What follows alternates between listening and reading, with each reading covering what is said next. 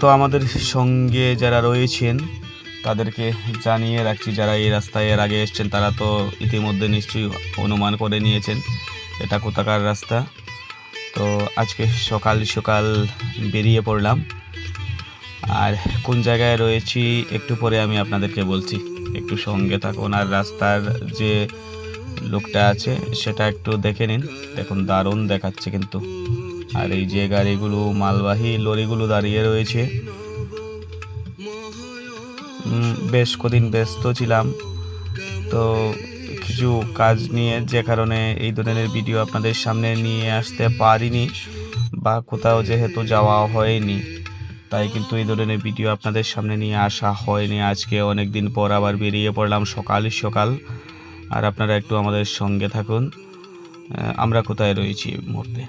তো অ্যাকচুয়ালি দর্শক বন্ধুরা আর কনফিউজ না করে আমি আপনাদেরকে বলে দিচ্ছি, আমরা কিন্তু রয়েছি এই মুহূর্তে মেঘালয়ে। আর মেঘালয়ের বরাপানি থেকে কিন্তু আমরা এই মুহূর্তে যাচ্ছি গুয়াহাটি। এটা হচ্ছে যে কি যেন বলে জায়গাটার নাম, এই মুহূর্তে আমার মনে হচ্ছে না সঠিকভাবে, সম্ভবত উমিয়ামের কোনো, হ্যাঁ উমিয়াম হবে খুব সম্ভবত, না উমিয়াম তো এই জায়গাটা নয়, উমিয়াম এর আরও অনেকটা আগে পাড়ি দিয়ে এসছি। যাই হোক, বরাপানি ডিস্ট্রিক্টের কোনো একটা জায়গা হবে, নামটা যদি আমার নজরে আসে তাহলে অবশ্যই আপনাদেরকে জানিয়ে দেওয়ার চেষ্টা করব। আমরা সকাল সকাল মেঘালয়ের বরাপানি যে উমিয়াম থেকে বেরিয়ে পড়লাম, আর আমরা যাবো এই মুহূর্তে গুয়াহাটি। আর এই যে রাস্তার দৃশ্যটা কিন্তু আমার দারুণভাবে মুগ্ধ করেছে, তাই ভাবলাম আপনাদের সাথে একটু রাস্তার দৃশ্যগুলো শেয়ার করে নেই।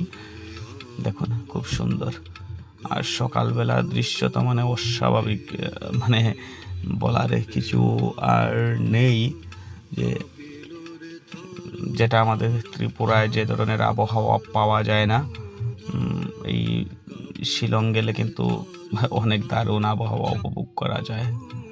তো যাই হোক, আপনারা সঙ্গে থাকুন আর রাস্তার এই পাহাড়ি রাস্তার অভিজ্ঞতাটুকু অর্জন করুন। আর অ্যাকচুয়ালি আজকে কিন্তু আমি চালকের আসনে নেই, আজকে চালকের আসনে রয়েছেন আরও একজন দাদা, আর আমি জাস্ট বসে বসে ভিডিওগুলো করছি, কারণ এর আগে অনেকবার গিয়েছি নিজে গাড়ি চালিয়ে তারপর ভিডিও করা অনেকটা ঝুঁকিপূর্ণ হয়ে যায়, যে কারণে আজকে কিন্তু আরও একজন দাদাকে নিয়ে নিলাম। আর আমরা একেবারে সোজা চলে যাব গুয়াহাটি, আর গুয়াহাটি যাওয়ার পথে আপনাদের সাথে কিছু দৃশ্য আমরা শেয়ার করছি, একটু সঙ্গে থাকবেন।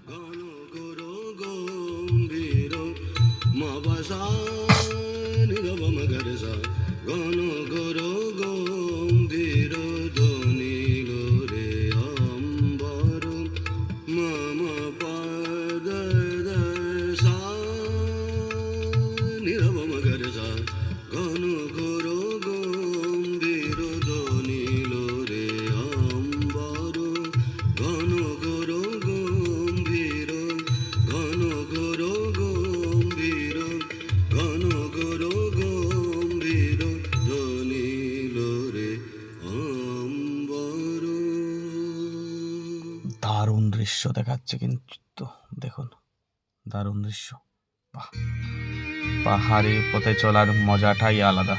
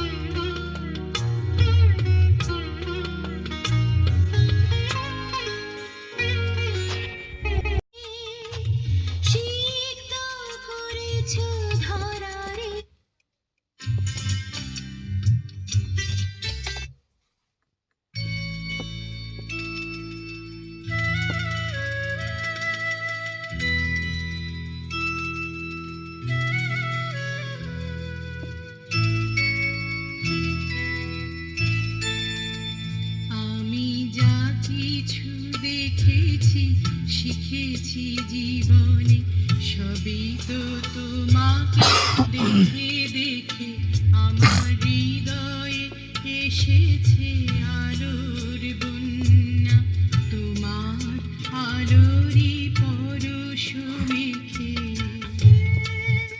আর এখন কিন্তু ঘড়ির কাঁটায় বাজে সকাল 7:30। আর আমরা যখন সকাল বেরিয়েছিলাম তখন বাজছিল কিন্তু 6:30। আর এখন হচ্ছে 7:30। আর আমরা যাচ্ছি কিন্তু গুয়াহাটি ওয়ান ওয়ে রোড, যে কারণে যেভাবে খুশি সেইভাবেই কিন্তু গাড়িগুলোকে চালানো সম্ভব হচ্ছে। আমাদের ত্রিপুরায় হলে কিন্তু এইভাবে সম্ভব হতো না।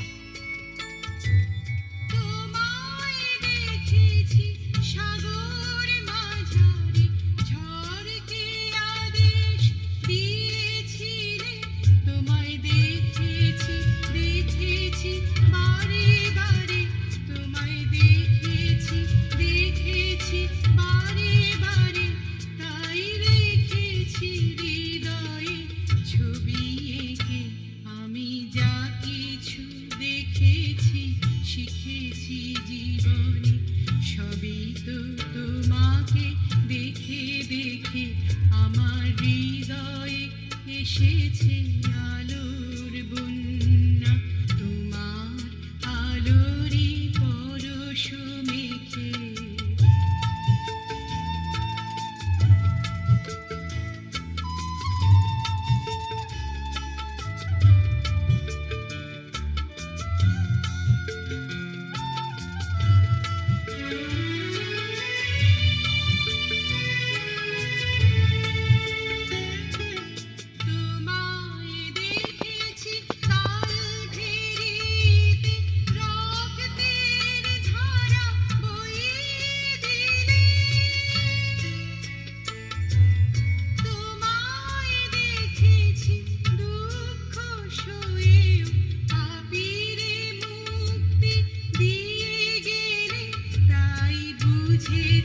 বুঝেছি এমন দিয়ে তাই বুঝেছি এমন দিয়ে আর রেখেছি হৃদয়ে রাজা করে আমি যা কিছু দেখেছি শিখেছি জীবনে সবই তো তোমাকে দেখে দেখে আমার হৃদয়ে এসেছে আলোর বন্যা তোমার আলোরই পরশ মেখে।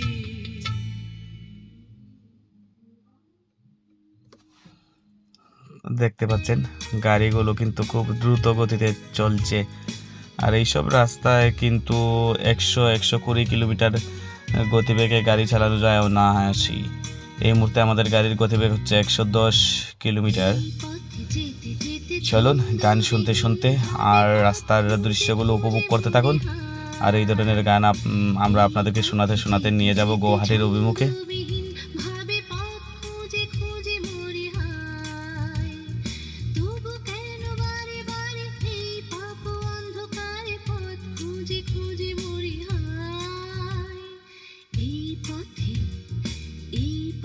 যেতে যেতে ছন্দবিহীন ভাবে পথ খুঁজে খুঁজে মরি হায়।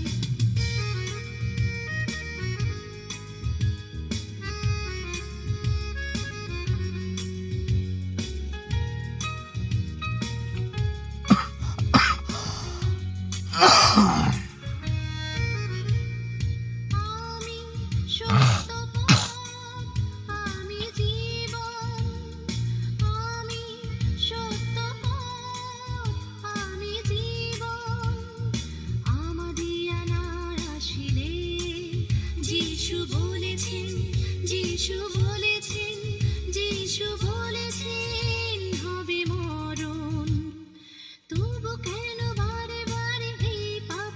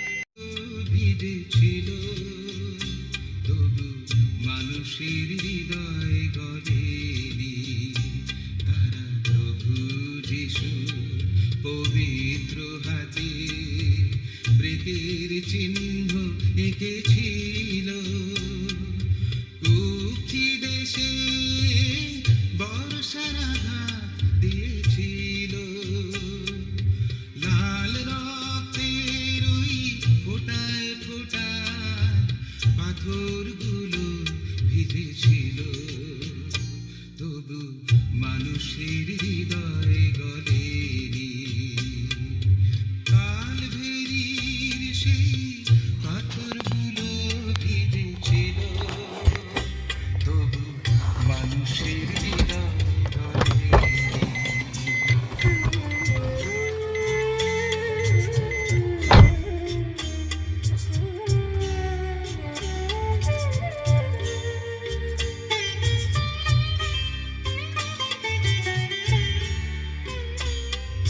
প্রকৃতির মাঝে ছিল নীরব ব্যথারি স্পন্দন প্রকৃতির মাঝে ছিল বুক ভরা হাহাকার ক্রন্দন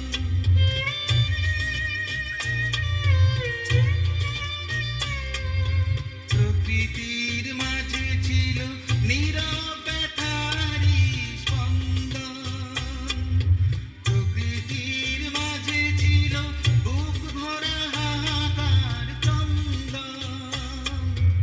আকাশের মেঘগুলো বৃষ্টি হয়ে ঝরেছিল ওই আকাশের মেঘগুলো বৃষ্টি হয়ে ফোটায় ফোটায় ঝরেছিল তবু মানুষের হৃদয় গলেনি তারা প্রভু যিশুর পবিত্র হাতে প্রেতের চিহ্ন এঁকেছিল কুক্ষি দেশে বর্ষার আঘাত দিয়েছিল লাল রক্তের ওই ফোটায় ফোটায় পাথরগুলো ভিজেছিল তবু মানুষের হৃদয় গলেনি কালভেরির সেই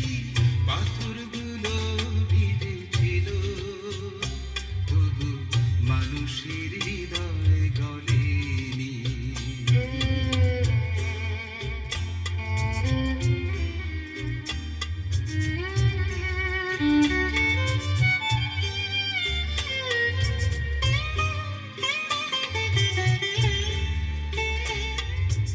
জানি না কোথায় গেল এত দিনের এত আশা জানি না কোথায় গেল বুক ভরা এত ভালোবাসা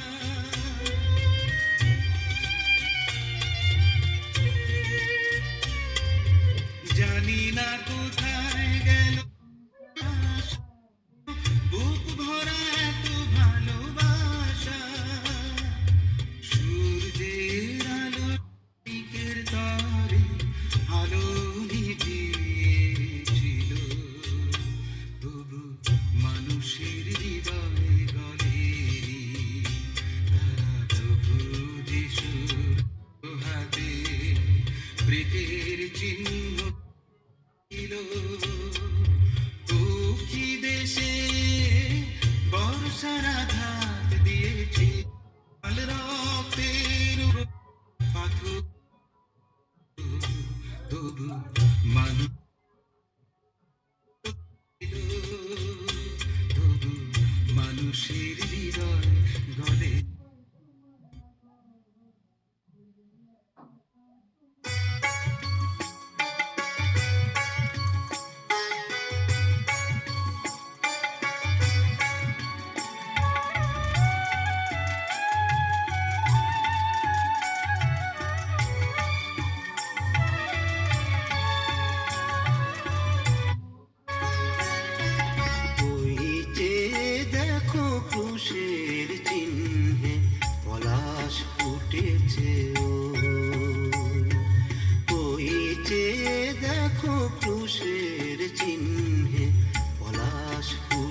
ফুটেছে ও রক্তে রাঙা কাটার মুকুট শিরে বিঁধেছে ও পলাশ ফুটেছে ও এ দেখো কুশের চিহ্নে পলাশ ফুটেছে ও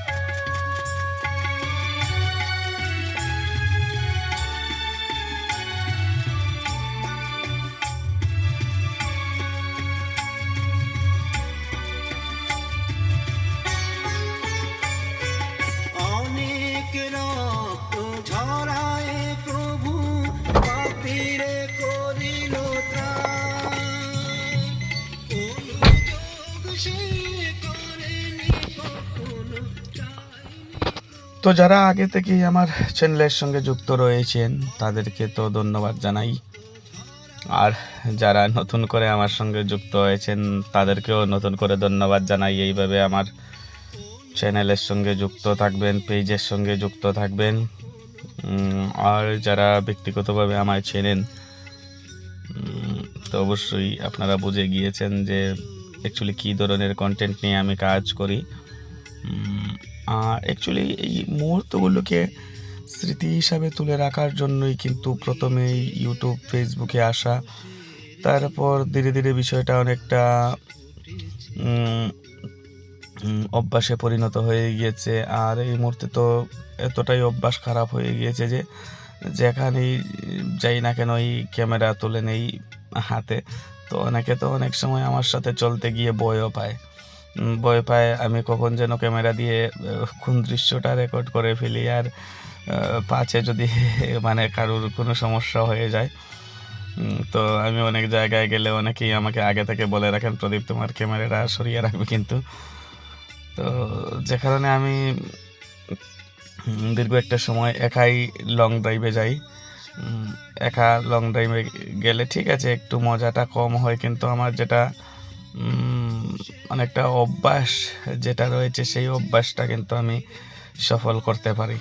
এর আগে আপনারা দেখেছেন আমার অনেকগুলো ভিডিও, সেই ভিডিওগুলোতে দেখেছেন আমি ডাউকিতে গেছি একলা, চেরাপুঞ্জিতে গিয়েছি একলা, আরও বিভিন্ন জায়গায় একলা গিয়েছি। আর আজকে যাচ্ছি গুয়াহাটি, যদিও আজকে কিন্তু চালক রয়েছেন আমার সঙ্গে। তো সঙ্গে থাকুন আর দেখতে থাকুন। আরও একটু যাচ্ছি সামনের দিকটায় আমরা।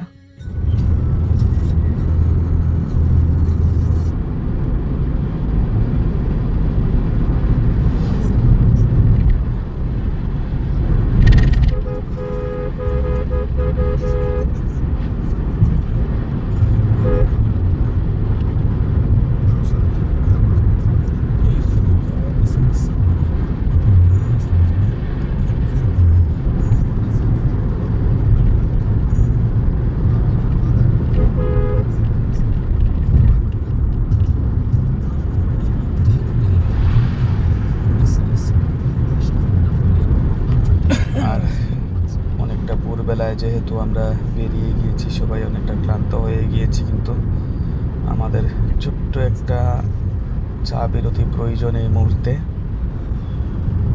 আর সেই রকম বিশেষ কোনো জায়গাও পাচ্ছিলাম না যে জায়গাটায় আমরা কয়েকটা মিনিটের জন্য রেস্ট নিতে পারি, নিরিবিলি একটা জায়গার দরকার ছিল। তো আমরা সবাই কিন্তু খুব ক্লান্ত রয়েছি। আর একটু জায়গা যদি আমরা শান্ত স্নিগ্ধ পরিবেশের সন্ধান পাই তাহলেই কিন্তু আমরা কিছুটা বিশ্রাম করে চা বিরতি নিয়ে নেব। আর এখানে কোনো চায়ের দোকান রয়েছে কিনা, যদিও পরিবেশটা অনেকটা শান্ত, যাই হোক একটা চায়ের দোকান, ওই যে ট্রাক গাড়িটা রয়েছে এখানটাই আজকে আমরা আপাতত বিরতি নেব। তারপর আবার এখান থেকে আমরা পরবর্তী ভিডিওটা শুরু করব। বিদায় নিচ্ছি এখান থেকেই।